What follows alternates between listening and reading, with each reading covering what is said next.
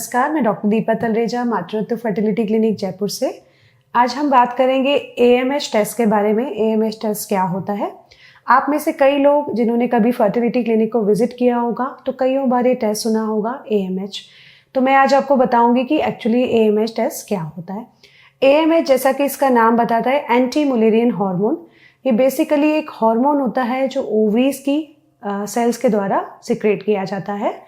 अब ये जो हार्मोन होता है इसका लेवल जैसे जैसे फीमेल की एज बढ़ती है कम होता जाता है।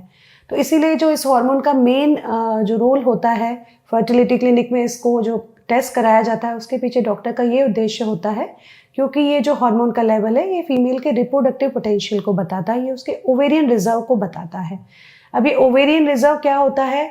ओवेरियन रिजर्व के द्वारा एक फीमेल का रिप्रोडक्टिव पोटेंशियल असेस किया जाता है, यानी कि वो महिला में अभी करंटली कितने एग्स मौजूद हैं, उनकी प्रेगनेंसी के लिए उनकी जो पोटेंशियल है, उनकी क्षमता क्या है, इसको असेस करते हैं।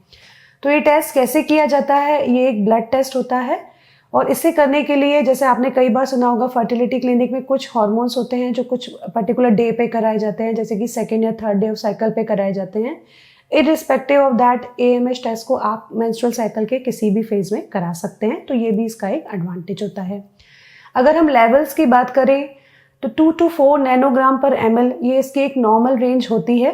अगर किसी फीमेल का AMH level more than 4 nanogram पर ml होता है तो उसे एक हाई ओवेरियन रिजर्व में काउंट किया जाता है, जो कि कई बार PCOD के मरीज में देखने को मिलता है।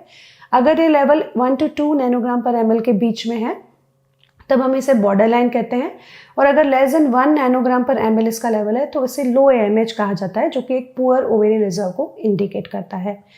तो अब अगर बात करें तो AMH के और क्या क्या फ़ायदे होते हैं, तो नंबर 1, जैसे कि मैंने आपको बताया, ये एक फीमेल के ओवेरियन रिजर्व को असेस करने में डॉक्टर की हेल्प करता है।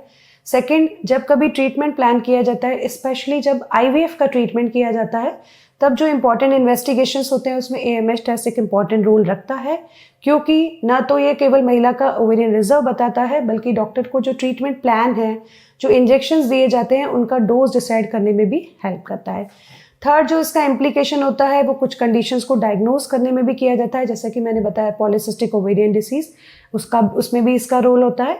और एक फोर्थ जो इसका इम्प्लीकेशन होता है वो हमें ये डीप इंसाइट देता है into the age of menopause, यानी कि कोई महिला मेनोपॉज कब अचीव करेगी, ये भी हम AMH से प्रेडिक्ट कर सकते हैं। हालांकि AMH के लेवल्स के द्वारा एग्जैक्टली मेनोपॉज की एज डिसाइड नहीं की जा सकती, परंतु अगर कभी टेस्ट के दौरान किसी महिला का लो AMH डायग्नोज होता है तो ये अज्यूम किया जाता है कि इनके मेनोपॉज का जो ड्यूरेशन है वो थोड़ा जल्दी आ सकता है, और स्पेशली जो पेशेंट प्री मैच्योर मेनोपॉज जिनको हो जाता है, समय से पहले मेनोपॉज हो जाता है, उनकी डायग्नोसिस के लिए भी AMH का रोल होता है।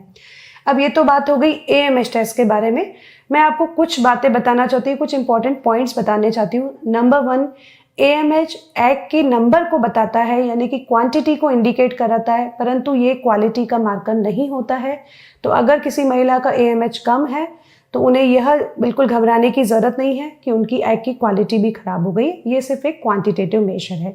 सेकंड, जैसा कि मैंने बताया, अगर लो AMH है तो ये कभी भी ये इंडिकेट नहीं करता कि ये महिला कंसीव नहीं कर सकती है। हमने कई ऐसे पेशेंट्स देखे हैं जो लो AMH के साथ नेचुरली भी कंसीव कर जाते हैं, और ट्रीटमेंट के साथ तो कई बार उनका कंसेप्शन हो जाता है।